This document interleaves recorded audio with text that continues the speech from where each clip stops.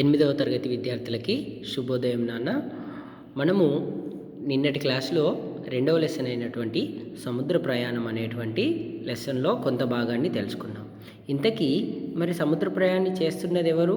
ముద్దు రామకృష్ణయ్య అనేటువంటి ఒక విద్యావేత్త కదా. అతడు ఏ విధంగా కష్టాలని, తన దగ్గర డబ్బులు లేనప్పటికీ కూడా అనేక వ్యయ ప్రయాసలు అంటే కష్టాలన్నింటినీ దాటుకొని ఎలా వెళ్తున్నాడు. మళ్ళీ అతడు వెళ్ళేది ఎప్పుడు? 2వ ప్రపంచ యుద్ధ కాలం, అంటే 2వ ప్రపంచ యుద్ధము జరుగుతున్నప్పుడు వెళ్తున్నాడు. అతడు ఎక్కడి నుంచి? కరీంనగర్ నుంచి బొంబాయిలో పడవ ఎక్కాడు కదా. అంటే అతడు అనేక కష్టాలు, తన దగ్గర ఏముంది ఏం లేదనేది చెప్తున్నాడు. మనం అది తెలుసుకున్నాం కదా నిన్నటి వరకు. పడవ బయలుదేరింది కదా. పడవ సెప్టెంబర్ 8, 1944 బయలుదేరింది తెలుసుకున్నాం. ఆ పడవలో ఎలా ఉంది? కాన్వాయ్గా వెళ్ళారు. కాన్వాయ్గా అంటే ఎందుకు కాన్వాయ్గా వెళ్ళారు? అది 2వ ప్రపంచ యుద్ధ కాలం కాబట్టి సైనికులు ఒకవేళ వాళ్ళకి సైనిక బందోబస్తుతో కాన్వాయ్గా తీసుకెళ్లారు. ఎందుకంటే ఒకవేళ ఏదైనా దేశపు వాళ్ళ ఆ 2వ ప్రపంచ యుద్ధం జరుగుతున్న కాలం కాబట్టి వాళ్ళ పడవ పైన బాంబులు వేస్తారేమో, అంటే అందుకని 1-2 పడవలు వెళ్తే అలా వేస్తారేమో అని చెప్పేసి అందరూ ఒకేసారి భయంతో కాన్వాయ్గా వెళ్ళేవారు కదా. కాన్వాయ్లో 50-60 నౌకలు ఉంటుండే, లైఫ్ బోట్స్ ఉన్నాయి, తర్వాత హాస్పిటల్ ఉందని తెలుసుకున్నాము కదా. క్యాబిన్లో పోస్ట్ ఆఫీస్ ఉందని తెలుసుకున్నాము, తర్వాత టెలిగ్రాఫ్ ఆఫీస్ ఉందని తెలుసుకున్నాము. అవన్నీ ఈ పడవలోనే ఉన్నాయి. ఆడుకోవడానికి ఆట స్థలం ఉందని తెలుసుకున్నాము, రిసెప్షన్ రూమ్ అని తెలుసుకున్నాము, తర్వాత జనరల్ స్టోర్ ఉంది దాంట్లోనే, ఈ పడవలోనే ఉన్నాయి ఇవన్నీ. తర్వాత ఇంకా రేడియో కూడా ఉంది కదా. రేడియో ఉంది, మళ్ళీ చదువుకోవడానికి కావాల్సిన ఒక రూమ్ ఉంది కదా, లైబ్రరీ ఉంది కదా. తర్వాత ఇంకా చిన్నపిల్లలకు ఆడుకోవడానికి కావాల్సిన సెక్షన్స్ ఉన్నాయి. నర్సరీ సెక్షన్, కిండర్ సెక్షన్ అట్లా ఉన్నాయి. అవుట్డోర్ గేమ్స్ ఉన్నాయి, ఇండోర్ గేమ్స్ ఆడుకోవడానికి కూడా ఉన్నాయి. స్విమ్మింగ్ పూల్ ఉంది కదా. ఇంకా దాంట్లో ఎక్కువ మంది పాశ్చాత్యులు అంటే ఎవరు? విదేశీయులు, ఫారినర్స్ కదా. భారతీయులు తక్కువ ఉన్నారు. అప్పుడు అక్కడ ఇతడికి ఒకరు కలిశారు. ఎవరు కలిశారు? జైపూర్ మహారాజు అయినటువంటి అతడి కుమారుడికి, జైపూర్ మహారాజు అయినటువంటి రాజుగారి కుమారుడికి చదువు చెప్పిన ఒక వ్యక్తి కలిశాడు. అతడు ఎంతోమంది రాజకుమారులకి చదువు చెప్పినవాడు. ఎవరైతే ముద్దు రామకృష్ణయ్యని కలిసిండో ఆ వ్యక్తి. ఈయనకి ఇంగ్లీష్ భాష సరిగా పలకడానికి రాకపోతుండే. ఇంగ్లీష్ వాళ్ళకి ఈయన పలికేటువంటి, అంటే ఈయన మాట్లాడే ఇంగ్లీష్ వాళ్ళు అర్థం చేసుకునేవారు, ఎందుకంటే వాళ్ళు కొన్ని రోజులు ఇక్కడే ఉన్నారు.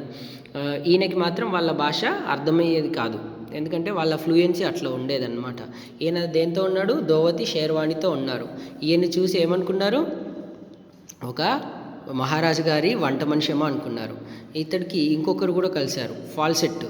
అతడెవరు? ఆంగ్లో ఇండియన్ కదా. అతడు సెలవు పైన వెళ్తున్నాడు. అతడు బ్రిటిష్ వారి జీవితపు కథలు, బ్రిటన్లో చదువుకోవడం బీదవారి వల్ల అయ్యే పని కాదు, చాలా డబ్బులు కావాలని, అట్లాగే బ్రిటన్లో 1000 రూపాయలు ఉంటే కానీ జీవితం జరగదు, అంటే అక్కడ కాస్ట్ ఆఫ్ లివింగ్ ఎక్కువ అని చెప్పాడు. తర్వాత బ్రిటన్లో ఉద్యోగం దొరకదని చెప్పేవాడు. మొదటిసారి చూసినప్పుడు వంటవాడిని అని అనుకుంటే ఇతడు చెప్పాడు ఏమని? నేను విద్యాభ్యాసానికి వెళ్తున్నాను, అంటే చదువుకోవడానికి వెళ్తున్నాను అని చెప్పాడు.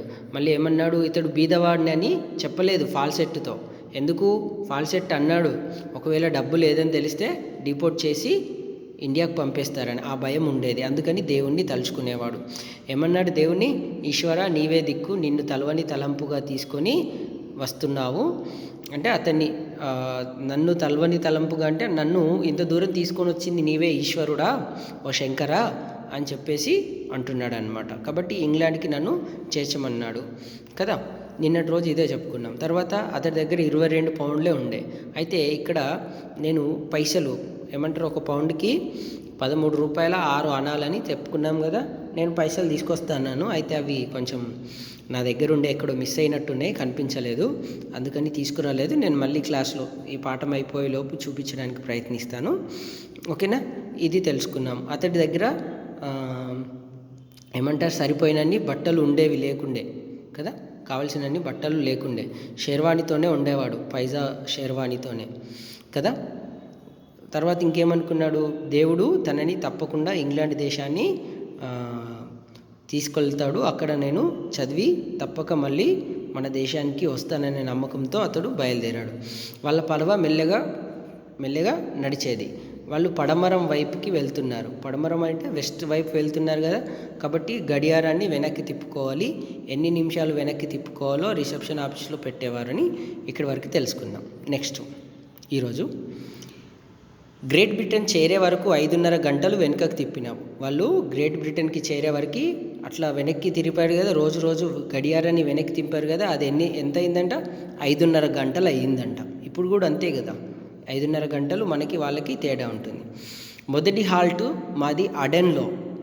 హాల్టు అంటే చెప్పాను కదా, పడవ వెళ్తున్నప్పుడు మధ్యలో కొన్ని చోట్ల ఆగుతుంది కదా, అట్లా ఫస్ట్ హాల్ట్ వాళ్ళది ఎడెన్ అనేటువంటి ఊర్లో. అడెన్ పట్టణంలోకి వెళ్ళటానికి మాకు పర్మిషన్ ఇచ్చినారు. ఆ అడెన్ అనే పట్టణంలోకి వెళ్ళటానికి వీళ్ళకు పర్మిషన్ ఇచ్చారంట. నా వెంబడి ఉన్న గుజరాతీ పిల్లలు బంధువులు అడెన్లో ఉండిరి. ఇతడితో పాటు కొంతమంది గుజరాతీ పిల్లలు ఉన్నారంట. వాళ్ళు అక్కడ అడెన్లో ఉన్నారంట. అతడు కారు తెచ్చి మమ్ములను తీసుకొని వెళ్ళినాడు. అడెన్ ప్రాంతంలోని చరిత్రాత్మకమైనవి చూపించినాడు. వారి ఇంట్లో మంచి శాకాహారం భోజనం పెట్టి మళ్ళా పడవ రేవులో విడిచినాడు. అడెన్లో ఉండేవారందరూ అరబ్బీ ముస్లింలు. మన హైదరాబాద్లోని ముస్లింల మొహల్లా ఉన్నట్టు ఉంటుంది. ఏముంటుంది అయితే వీళ్ళ పోర్టు ముంబై పోర్టు నుంచి వెళ్తుంది కదా వీళ్ళ పడవ. వాళ్ళ వాళ్ళు ఫస్ట్ ఆగిన మొదటి ప్రదేశం ఏంటి? ఎడెన్ అనే ఊరు. ఎడెన్ అనే ఊరిలో వీళ్ళు వెళ్ళడానికి పర్మిషన్ వచ్చింది. వీళ్ళకి ఎడెన్ అనే ఊరిలోకి వెళ్ళటానికి పర్మిషన్ ఇచ్చారు. ఇతడు వెంబడి ఉన్న కొంతమంది గుజరాతీ పిల్లల బంధువులు, కొంతమంది గుజరాత్ పిల్లలు ఉన్నారు కదా, వాళ్ళ బంధువులు అడెన్లో ఉన్నారంట. అతడు కారు తెచ్చి వీళ్ళని తీసుకొని వెళ్ళినాడు. అడెన్ ప్రాంతంలోని చారిత్రాత్మకమైన హిస్టారికల్ ప్లేసెస్ అన్నీ చూపించాడంట. ఎవరు? వాళ్ళ బంధువులు. వారి ఇంట్లో మంచి శాకాహార భోజనం పెట్టారు. శాకాహారం అంటే వెజిటేరియన్ మీల్స్. వారి ఇంట్లో మంచి వెజిటేరియన్ మీల్స్ పెట్టి మళ్ళీ పడవ రేవులో విడిచారు. పడవ దగ్గరికి తీసుకొచ్చి విడిచాడంట. అడెన్లో ఉండేవారందరూ అరబ్బీ ముస్లింలు. అడెన్లో ఉండేవారు ఎవరు? అరబ్ ముస్లింలు అంట. ఓకేనా? మన హైదరాబాద్లోని ముస్లింల మొహల్లా ఉన్నట్టు ఉంటుంది. హైదరాబాద్లో పాత బస్తీ లాంటి ప్రదేశాల్లో ముస్లింలు ఉంటారు కదా, ఆ విధంగా ఆ అడెన్లో ఉన్న ముస్లింలు ఉన్నారని చెప్తున్నాడు అన్నమాట. మా పడవ కొన్ని దినాలు పోర్టు సైదులో ఉండి మధ్యధారా సముద్రంలోకి ప్రవేశించెను. చాలా జాగ్రత్తగా ప్రయాణం చేసితిమి. మా వెంట ఉన్న యుద్ధ విమానాలు మా పడవ పైన ఎగురుచుండెను. డిస్ట్రాయర్లు మైనులను తీసివేస్తూ ఉండెను. అప్పుడప్పుడు డేంజర్ ఉన్నదని మెసేజ్ వస్తే మా పడవలు వెనుకకు తిరిగేవి. కొంతసేపు అయిన తర్వాత మార్గం మార్చి మళ్ళీ ముందుకు నడిచేవి. జిబ్రాల్టర్ రేవుకు చేరుకుంటిమి. ఇంకా ఏమంటున్నాడు? వీళ్ళ పడవనంట కొన్ని దినాలు పోర్టు సయీద్ అనేటువంటి ఒక పోర్టు ప్లేస్లో, పోర్ట్ ఏరియాలో ఉందంట. అక్కడే ఉండి అక్కడి నుంచి మధ్యధారా సముద్రంలోకి ప్రవేశించిందంట. మధ్యధారా సముద్రంలోకి వెళ్ళింది అరేబియా సముద్రం నుంచి. చాలా జాగ్రత్తగా ప్రయాణం చేసేతిమి. వాళ్ళు చాలా ఎందుకు జాగ్రత్తగా ప్రయాణం చేశారు?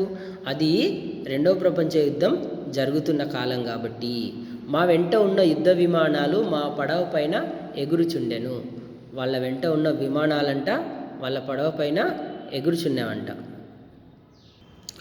వారితో పాటు యుద్ధ విమానాలు వాళ్ళకి కాపలాగా వెళ్తున్నాయి కదా వీళ్ళ కాన్వాయ్కి. ఆ యుద్ధ విమానాలు అంటే ఏం చేశాయంటే వీళ్ళ పడవ పైన ఎగురుచుండెను అప్పుడప్పుడు. డిస్ట్రాయర్లు మైనులను తీసివేస్తూ ఉండెను. డిస్ట్రాయర్లు అంటే ఏదైనా ఆపద ముందు వైపు వస్తే ఈ డిస్ట్రాయర్లు ఏం చేస్తాయంటే అవి ఇప్పుడు ముందు ఏదైనా అడ్డంగా ఉందనుకో, ఆ అడ్డం ఉన్నదాన్ని తొలగించే పడవలు అన్నమాట. కొన్ని ఉంటాయి. పడవలు వెళ్తున్నప్పుడు సముద్రంలో ముందు వైపు మంచు కొండలు వస్తాయి, కొన్నిసార్లు రకరకాల అవాంతరాలు వస్తుంటాయి. ఇప్పుడు అట్లాంటప్పుడు ఈ డిస్ట్రాయర్లు ఏం చేస్తాయి? ఆ మైనులను తీసివేస్తూ ఉండేను. అంటే ఏదైనా ఎదురుగా వచ్చింది ఉంటే, ఏదైనా డేంజర్ది ఉంటే అది తీసేస్తూ ఉండేనంట. అప్పుడప్పుడు డేంజర్ ఉన్నదని మెసేజ్ వస్తే మా పడవలు వెనుకకు తిరిగేవి. అప్పుడప్పుడు వాళ్ళకి ఒక మెసేజ్ వచ్చేదంట. మీరు ముందుకు వెళితే డేంజర్ అంటే తెలుసు కదా, అపాయము, ప్రమాదం ఉన్నదని వాళ్ళకు మెసేజ్ వస్తే ఏం చేసేవారు? మెసేజ్ ఎట్లా వచ్చేది సార్? అప్పుడు ఫోన్ లేవు కదా, మెసేజ్ ఎట్లా వచ్చేది? టెలిగ్రాఫ్ ఉంది కదా, టెలిగ్రాఫ్ ద్వారా వచ్చేది వాళ్ళకి మెసేజ్. చెప్పాను కదా, టెలిగ్రాఫ్ అనేది ఇప్పుడు మనం వాడుతున్న ఎస్ఎంఎస్లకి పూర్వరూపం అన్నమాట. రకరకాల ఎస్ఎంఎస్ సర్వీసులు వాడుతున్నాం కదా మనం ఇప్పుడు, వాటికి పూర్వరూపం ఈ టెలిగ్రాఫ్ అన్నమాట. దాని ద్వారా వాళ్ళకి మెసేజ్ వస్తే వాళ్ళ పడవలు వెనుకకు తిరిగేవంట, అంటే వెనక్కి వెళ్ళేవి. కొంతసేపు అయిన తర్వాత మార్గం మర్చి మళ్ళీ ముందుకు నడిచేవి. కొంచెం వెనక్కి వెళ్ళి మళ్ళీ వేరే మార్గంలో ముందుకు వెళ్ళేవి. అక్కడ నుంచి వాళ్ళు జిబ్రాల్టర్ అనేటువంటి రేవుకి చేరుకున్నారు. ఓకేనా, అర్థమైందా? ఇది అర్థమైందా?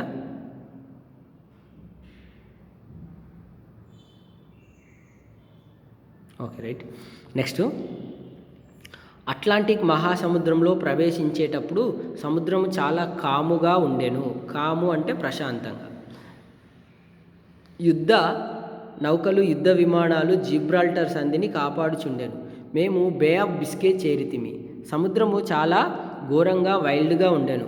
వాతావరణం చల్లగా మబ్బులతో నిండి ఉండెను.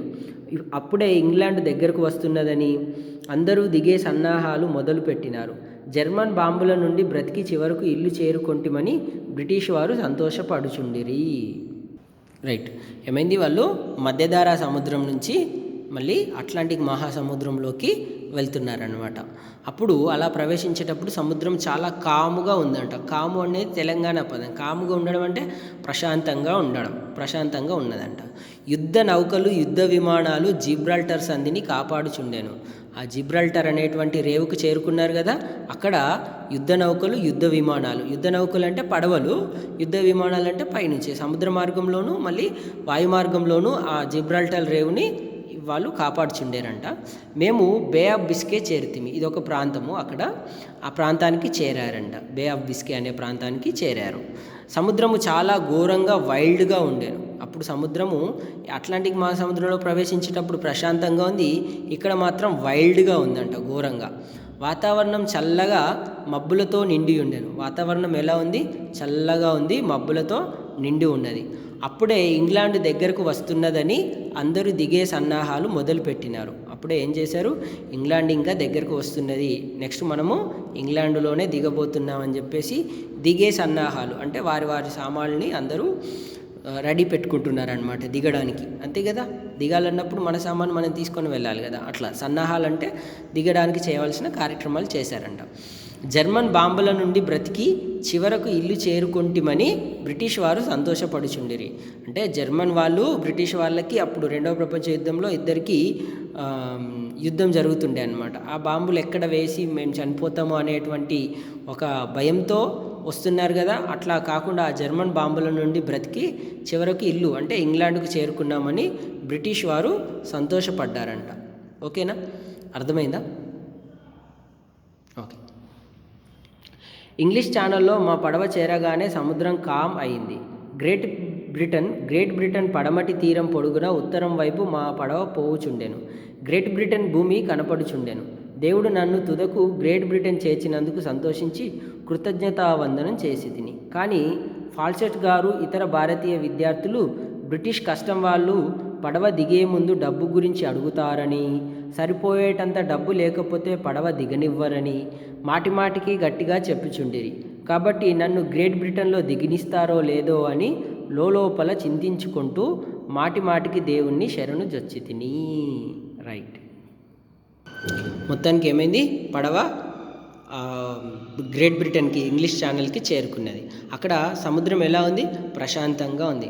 గ్రేట్ బ్రిటన్ పడమటి తీరం నుండి అంటే గ్రేట్ బ్రిటన్ యొక్క పడమటి వెస్ట్ వైపు నుంచి ఉత్తరం వైపు అంటే నార్త్ వైపు పడవ పోవుచుండెను. గ్రేట్ బ్రిటన్ భూమి కనబడుచుండెను. గ్రేట్ బ్రిటన్ కనబడుతుందంట వీళ్ళకి పడవలోంచి, ఆ నౌకలోంచి వీళ్ళకి భూమి కనపడుతుందంట. అప్పుడు దేవుడు నన్ను తుదకు గ్రేట్ బ్రిటన్ చేర్చినందుకు సంతోషించి కృతజ్ఞతావందనం చేస్తుని. అంతకుముందు అనుకున్నాడు కదా, ఈశ్వర నీవే దిక్కు, ఇక్కడ అనుకున్నాడు కదా, ఈశ్వర నీవే దిక్కు, నన్ను నీవే గ్రేట్ బ్రిటన్ తీసుకెళ్ళాలని అన్నాడు కదా. ఇప్పుడు ఏమైంది? గ్రేట్ బ్రిటన్కి వచ్చాడు కదా, అందుకని అక్కడికి వరకు వచ్చినందుకు దేవుడికి కృతజ్ఞత చూపించి వందనం చేశాడంట. కానీ ఫాల్సెట్ గారు ఇతర భారతీయ విద్యార్థులు, ఫాల్సెట్ గారు కొంతమంది గుజరాతీ విద్యార్థులు ఉన్నారు కదా, వాళ్ళు బ్రిటిష్ కస్టమ్ వాళ్ళు, కస్టమ్ అంటే చెక్కింగ్ చేసేవారు అనమాట. సముద్ర ప్రయాణం ద్వారా వచ్చే వాళ్ళని చెక్ చేసే మన పోలీసు లాంటి వాళ్ళు పడవ దిగే ముందు డబ్బు గురించి అడుగుతారని, అక్కడున్న బ్రిటిషు కస్టమ్ వారు ఏం చేస్తారు, పడవ దిగే ముందు డబ్బు గురించి అడుగుతారని, సరిపోయేటంత డబ్బు లేకపోతే పడవ దిగనివ్వరని, మన దగ్గర సరిపోయేంత డబ్బు లేకపోతే పడవ దిగనివ్వరని మాటిమాటికి గట్టిగా చెప్పుచున్నారు. ఇతడికి మాటిమాటికంటే మళ్ళీ మళ్ళీ చెప్తున్నారన్నమాట. ఏంటి, నీ దగ్గర డబ్బు లేకపోతే నువ్వు గ్రేట్ బ్రిటన్లో దిగలేవు అని చెప్తున్నారనమాట. కాబట్టి నన్ను గ్రేట్ బ్రిటన్లో దిగనిస్తారో లేదో అని లోపల చింతించుకుంటూ మాటిమాటికి దేవుణ్ణి శరణు చొచ్చి తిని. అప్పుడు ఏం చేశాడు ఈయన, లోపల అతడు అక్కడ బ్రిటన్లో నన్ను దిగనిస్తారో లేదో అని మాటిమాటికి లోపల చింతించుకుంటూ మాటిమాటికి దేవుణ్ణి శరణు చొచ్చాడు. దేవుడా నీవే దిక్కు, ఈశ్వరా నీవే దిక్కు అని శరణు చొచ్చాడంట. ఓకేనా, ఇది అర్థమైందా నాన్న? అర్థమైందా? రైట్. అప్పుడు నేను నాతో పాటు గ్రేట్ బ్రిటన్కు ప్రయాణిస్తున్న కరీంనగర్ జిల్లా ఎగ్జిక్యూటివ్ ఇంజనీర్ గారి అబ్బాయి సురేష్ బాబును కలిసి తిని క్లుప్తంగా నా పరిస్థితిని వివరించి తిని నా దగ్గర డబ్బు లేదన్న రహస్యం ఎవరికి చెప్పనని అతని నుండి వాగ్దానము తీసుకొంటిని. ఆ పిల్లవాడు చాలా మంచివాడు. అతని దగ్గర 150 పౌండ్ల డ్రాఫ్ట్ ఉండే. అతడు గవర్నమెంట్ స్కాలర్షిప్ హోల్డర్ కాబట్టి అతన్ని డబ్బు ప్రశ్న అడగరు. అతడికి పడవ దిగే పర్మిషన్ తొందరగా దొరుకుతుందని అతనితో, బాబు నీకు డబ్బు ప్రశ్న లేదు, నిన్ను డబ్బు విషయం అడగరు, నీవు గవర్నమెంట్ స్కాలర్షిప్ హోల్డరువు కనుక నీ 150 పౌండ్ల డ్రాఫ్ట్లో నావి 100 పౌండ్లు ఉన్నవని, నేను నీకు బంధువును కాబట్టి ఇద్దరి డబ్బు ఒకే డ్రాఫ్ట్లో ఉన్నవని చెప్పు. భయపడకు, నేను నీ డబ్బు తీసుకోను, నిన్ను డబ్బు అడగను, నన్ను పడవ దిగేటట్టు చూడు అని అంటిని. ఆ మాటకు సురేష్ బాబు ఒప్పుకున్నాడు. గ్రేట్ బ్రిటన్ సాయంత్రం చేరినాము. ఏం చేశాడంట, అప్పుడు ఈయన అదే పడవలో ఇతనితో పాటు ఉన్నటువంటి కరీంనగర్ జిల్లా ఎగ్జిక్యూటివ్ ఇంజనీర్ గారి అబ్బాయి అయినటువంటి సురేష్ బాబుని కలిశాడంట. కలిసి క్లుప్తంగా నా పరిస్థితిని వివరించాను. క్లుప్తంగా అంటే మరీ ఎక్కువ సాగదీయకుండా ఎంతవరకు అవసరమో అంతవరకు అతడి పరిస్థితిని వివరించాడంట. నా దగ్గర డబ్బు లేదన్న రహస్యం ఎవరికి చెప్పకూడదు అని వాగ్దానం తీసుకున్నాడంట. ఎవరికి చెప్పనని అతని నుండి వాగ్దానము తీసుకుంటుంది. అతని నుండి వాగ్దానం అంటే మాట తీసుకున్నాడు, ప్రామిస్. వాగ్దానం అంటే ప్రామిస్ అన్నమాట. అతని నుంచి వాగ్దానం తీసుకున్నాడు. ఏమని, నా దగ్గర డబ్బు లేదు అనేటువంటి రహస్యాన్ని ఎవరికి చెప్పకు అని చెప్పేసి ప్రామిస్ తీసుకున్నాడు. ఆ పిల్లవాడు చాలా మంచివాడు. ఈ సురేష్ బాబు అంట చాలా మంచివాడు. అతని దగ్గర 150 పౌండ్ల డ్రాఫ్ట్ ఉండే. అతని దగ్గర ఏముంది, 150 పౌండ్ల డ్రాఫ్ట్ ఉండేనంట. అతడు గవర్నమెంట్ స్కాలర్షిప్ హోల్డర్, అంటే అతడికి గవర్నమెంట్ స్కాలర్షిప్ ఇచ్చి చదువుకోవడానికి లండన్ పంపిస్తుందంట. కాబట్టి అతన్ని డబ్బు ప్రశ్న అడగరు. అతని దగ్గర గవర్నమెంటే స్కాలర్షిప్ ఇస్తుంది కాబట్టి నీ దగ్గర డబ్బు ఉందా అని అడగరు.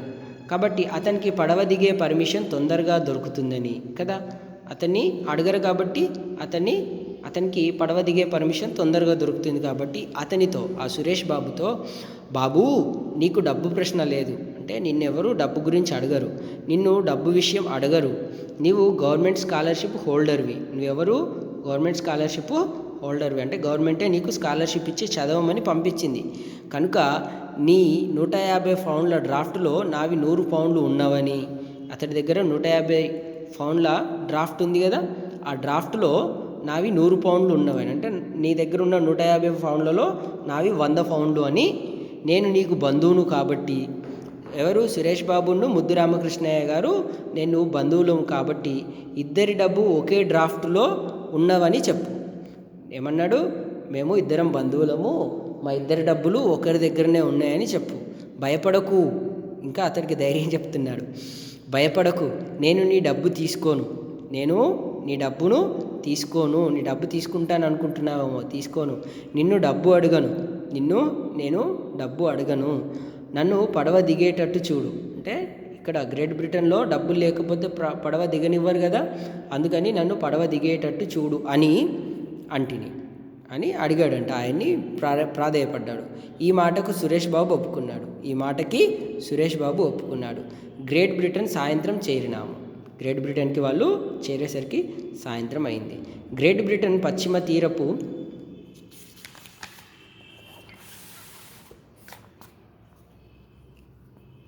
గ్రేట్ బ్రిటన్ పశ్చిమ స్కాట్లాండ్ యొక్క గ్లాస్గో రేవు పట్టణం దగ్గర పడవ ఆగింది.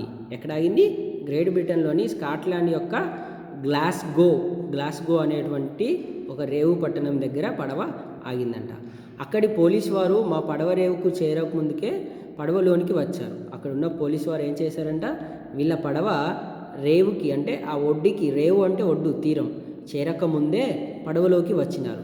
ప్యాసింజర్ల పాస్పోర్ట్లను ఇతర కాగితాలను చెక్ చేయటం మొదలుపెట్టినారు. వాళ్ళు ఏం చేశారు, ప్యాసింజర్ల యొక్క పాస్పోర్ట్ అంటే ఒక దేశ పౌరుడు ఇంకొక దేశానికి వెళ్ళడానికి ఉండే గుర్తింపు కార్డును పాస్పోర్ట్ అంటారు. ఓకేనా? అటువంటి పాస్పోర్ట్ని, ఇతర కాగితాలు అంటే వాళ్ళకి సంబంధించిన ఇంకేమైనా పేపర్స్ ఉంటే ఆ కాగితాలు అంటే పేపర్స్ని చెక్ చేయటం మొదలుపెట్టారు. కొందరికి దిగటానికి పర్మిషన్ ఇవ్వలేదు. నాకు గుండె జల్లుమన్నది, నా గతి ఏమి అవుతుందో అని. ఫాల్సెట్ గారు మహా సంతోషంతో తనకు పర్మిషన్ దొరుకుతుందని వెళ్ళినారు. కానీ వారికి కూడా ఎందుకో పర్మిషన్ దొరకలేదు. నాకు చెమటలు పట్టినవి, కానీ పైకి మాత్రం ధైర్యంగానే ఉన్నా. నేను షేర్వాణి పైజామాలో ఉన్నా. నా వంతు వచ్చింది. నా పాస్పోర్ట్ చూసి నా పోలీసు అధికారి, మీరు స్టడీస్ కొరకు వచ్చినారా అని అడిగినాడు. నేను అవునని చెప్పినాను. ఆలస్యం లేకుండా ఇంకా ఏమీ అడగకుండానే పర్మిటెడ్ అని స్టాంపు వేసినారు. అమ్మయ్యా, రైట్. ఏమైంది, అతడు వాళ్ళ పడవ ఒడ్డుకి చేరకముందే కొంతమంది పోలీసులు వచ్చి అక్కడ ఉన్న ప్యాసింజర్ల యొక్క, ప్రయాణికుల యొక్క పాస్పోర్ట్లోని ఇతర కాగితాలను చెక్ చేయడం మొదలుపెట్టారంట. కొందరికి దిగడానికి పర్మిషన్ ఇచ్చారు, కొంతమందికి ఇవ్వలేదు. ఇవ్వకపోతే ఈయనకి ఏమనిపించింది, ఇతని గుండె జల్లుమన్నదంట. జల్లుమన్నడం అంటే గుండెల్లో బాధ అయింది అని. గుండె జల్లుమనడం అంటే సౌండ్ ఏం చెయ్యదు, కానీ గుండెల్లో బాధ అవుతుంది అన్నమాట. ఆ గుండెల్లో బాధ అవుతుంది, అట్లా బాధ అయింది. నా గతి ఏమి అవుతుందో అని. ఎందుకు గుండె జల్లుమన్నది? అయ్యో, నేను వెనక్కి డీపోర్ట్ అయ్యి ఇండియా వెళ్తానో, ఈ గ్రేట్ బ్రిటన్లో దిగుతానో అని ఆ భయంతో గుండె జల్లుమన్నదంట. ఫాల్సెట్ గారు మహా సంతోషంతో, ఫాల్సెట్ ఉన్నారు కదా ఈయనకి పడవలో కలిసిన ఆయన, రైట్, ఆంగ్లో ఇండియన్, అతడు సెలవుల కోసం వచ్చాడు కదా, అతడు మహా సంతోషంతో తనకు పర్మిషన్ దొరుకుతుందని వెళ్ళాడు. ఎవరు? ఫాల్సెట్. కానీ వారికి ఎందుకో పర్మిషన్ దొరకలేదు. అతడికి పర్మిషన్ దొరకలేదంట. నాకు చెమటలు పట్టినవి. అరే, అతడు ఆంగ్లో ఇండియను పనిచేసి సెలవులకు వచ్చాడు, అతడికే పర్మిషన్ దొరకలేదు, నాకు దొరుకుతుందో లేదో అని ఇతడికి ఇంకా చెమటలు పట్టినవంట. కానీ పైకి మాత్రం ధైర్యంగానే ఉన్నాడు. భయం పట్టి చెమటలు రాగానే అతడు డీలా పడిపోలేదు. నేను షేర్వాణి పైజామా వేసుకొని ఉన్నాడంట. నా వంతు వచ్చింది, అతడి వంతు వచ్చింది. నా పాస్పోర్ట్ చూసిన పోలీసు అధికారి, అతడి పాస్పోర్ట్ తీసుకొని చూసిన పోలీసు అధికారి, మీరు స్టడీస్ కొరకు వచ్చినారా అని అడిగినాడు. నేను అవునని చెప్పినాను. అప్పుడు అతడు ఎస్ అని చెప్పాడంట, అవునని. ఆలస్యం లేకుండా ఇంకా ఏమీ అడగకుండానే పర్మిటెడ్ అని స్టాంపు వేసినారు. అప్పుడు ఏం చేసిండు, మీరు ఎటువంటి ఆలస్యం చేయకుండానే పర్మిటెడ్ అంటే మీరు గ్రేట్ బ్రిటన్లో దిగవచ్చు అని అతడికి పర్మిషన్ ఇచ్చారంట. నేను బయటకు వచ్చినాను. బయట గ్రేట్ బ్రిటన్ దృశ్యం చూస్తూ నిలబడిపోయినాను. పట్టరాని సంతోషం వచ్చింది. దేవుడు సాధ్యం కాదనుకున్న దాన్ని సాధ్యం చేసినాడు. నేను ఎక్కడా? గ్రేట్ బ్రిటన్కు పైసా లేకుండా రావటం ఎక్కడా? ఈశ్వరుడు నన్ను రక్షించినాడు. బ్రిటన్లోని సుందర దృశ్యాలను చూసి, సమీపంలోని పడవలను చూసి దేవునికి కృతజ్ఞత వందనాలు చేసి తిని. ఫాల్సెట్ గారికి కూడా దిగడానికి పర్మిషన్ దొరికింది. సురేష్ బాబుకు కూడా పర్మిషన్ దొరికింది. సురేష్ బాబు సహాయం లేకుండానే, అతని డబ్బుతో అవసరం లేకుండానే నాకు పర్మిషన్ దొరికినందుకు అతడు ఆశ్చర్యపడినాడు. మేము పడవ నుండి దిగే వరకు సూర్యాస్తమయం అయింది. నవంబర్ నెల, చాలా చలి. సామాను దింపటానికి కూలీవారు లేరు. నా సందుగా చాలా పెద్దది. అందరూ తమ తమ సామాన్లు వెతుకుతూ ఉండిరి.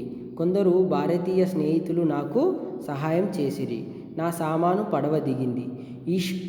ఈశ్వరుని కటాక్షము వలన వంటాయన కొడుకునైన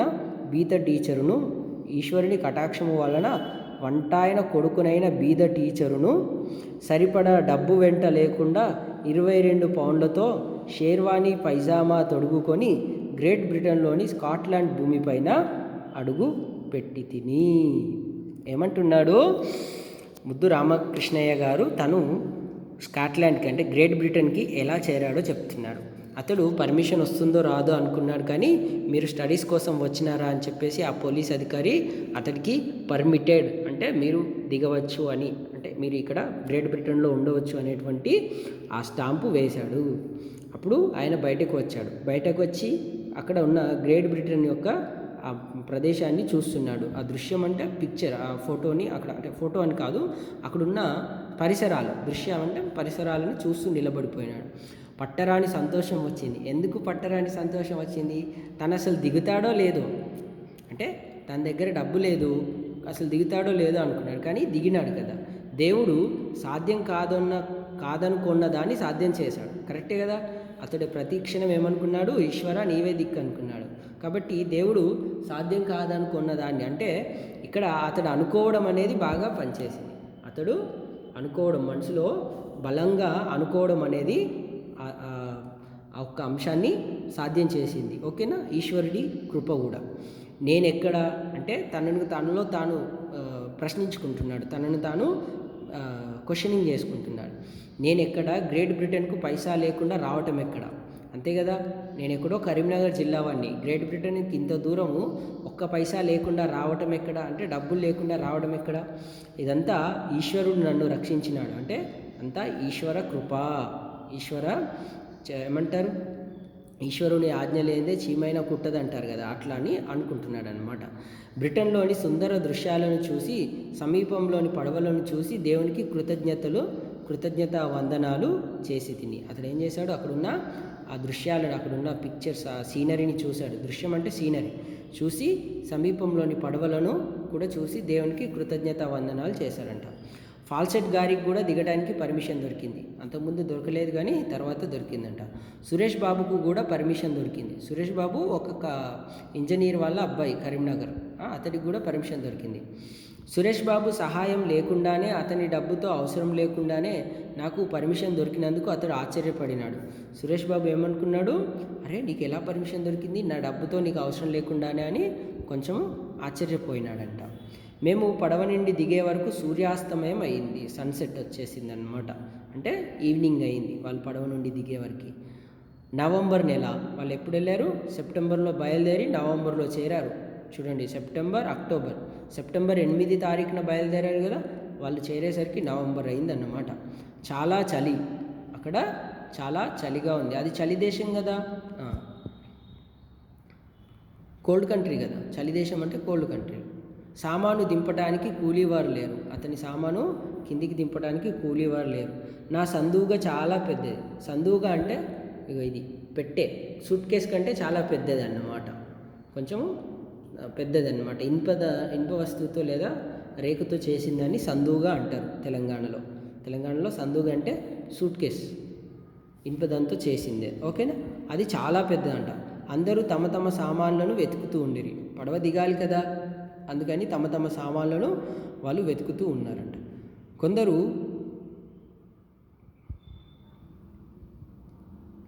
కొందరు భారతీయ స్నేహితులు నాకు సహాయం చేశారు. ఎందుకు? అతని సందుగా చాలా పెద్దది కదా, తన సామాను దించుకోవడానికి. నా సామాను పడవ దిగింది. కొందరు భారతీయ స్నేహితులు అతనికి సహాయం చేయడం ద్వారా అతడి సామాను పడవ దిగిందంట. ఈశ్వరుని కటాక్షము వలన వంటాయన కొడుకునైన బీద టీచరును, అతడు టీచర్ అంట అప్పటికే. బీద టీచర్ అంటే ఎక్కువ డబ్బులు లేని ఒక పేద టీచర్ అన్నమాట, పేద ఉపాధ్యాయుడు. ఈశ్వరుని కటాక్షం వలన, ఎవరి కటాక్షము? ఆ పరమశివుడి కటాక్షము వలన వంటాయన అంటే వంట చేసుకునేటువంటి అతని కొడుకునైనటువంటి నేను బీద టీచర్ను, అంటే ఒక పేద టీచర్ను, సరిపడా డబ్బు లేకుండా, అంటే బ్రిటన్లో చదవాలంటే చాలా డబ్బు అవుతుంది, వేలలో ఖర్చు అవుతుంది. ఆ డబ్బు లేకుండానే కేవలం 22 పౌండ్లతో షెర్వానీ పైజామా, ఒక షెర్వానీ పైజామా తొడుగుకొని గ్రేట్ బ్రిటన్లోని స్కాట్లాండ్ భూమిపైన అడుగు పెట్టి తిని.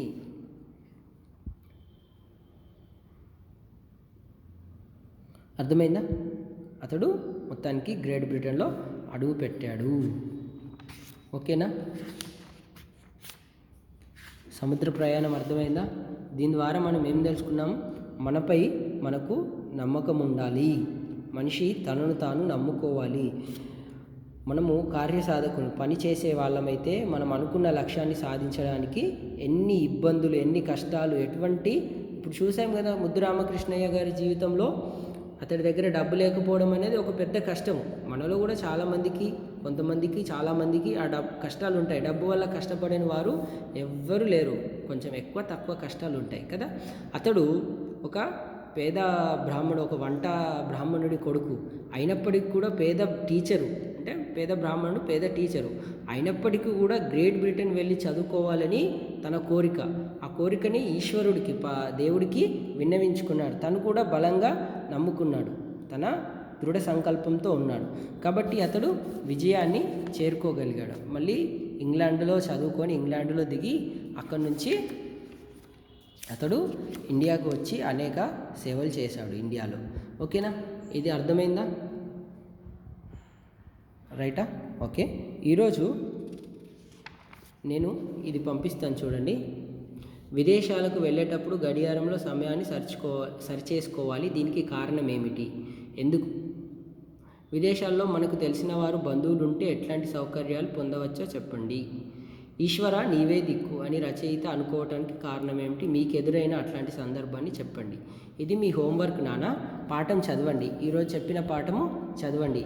ఇక్కడ నుంచి చదవండి, పేజ్ నెంబర్ 14 నుంచి చదవండి. మీకు పేజ్ నెంబర్ 15 వరకు చదివేసరికి వీటి ఆన్సర్స్ మీకు వచ్చేస్తుంది, మీరు చెప్పేసేయండి. అదే మీ హోంవర్క్ ఈరోజు. ఓకేనా, పాఠం అర్థమైందా? Okay, right. మీరు మొదటి లెసన్లో ఇక్కడి వరకు భాషల గురించి తెలుసుకుందాం ఇక్కడి వరకు రాశారు కదా. ఇప్పుడు పాఠం అయిపోయింది కాబట్టి రెండవ లెసన్ రాసి, రెండవ లెసన్ ఏంటి? రెండవ పాఠము సముద్ర ప్రయాణము ముద్దు రామకృష్ణయ్య అని రాసి కవి పరిచయం రాయండి. ఓకేనా, కవి పరిచయం మీ క్లాస్ వర్క్లో రాయండి. మళ్ళీ నెక్స్ట్ క్లాస్లో కలుసుకుందాం, సరేనా? రెండవ పాఠం రాసి కవి పరిచయం రాయండి. అర్థమైందా? సముద్ర ప్రయాణం అర్థమైందా నాన్న? జీవితంలో సముద్రం అనేది ఒక పెద్ద జీవితం లాంటిది. దాంట్లో ప్రయాణం అంటే జీవిత ప్రయాణంలో ఎన్ని కష్ట నష్టాలు వచ్చినా మనము కష్టాలకి భయపడకుండా వాటిని ఎదుర్కొని ముందుకు మన జీవితాన్ని ముందుకు తీసుకొని వెళ్ళాలి. మనము దృఢ సంకల్పంతో మనము ముందుకు వెళితే అప్పుడు మనము చాలా గొప్ప తీరాలకి, విజయ తీరాలకి చేరుకునే అవకాశం ఉంటుంది. ఓకేనా, అర్థమైంది కదా? ముద్దు రామకృష్ణయ్య గారి సముద్ర ప్రయాణం. ఓకేనా, మళ్ళీ నెక్స్ట్ క్లాస్లో కలుసుకుందాం.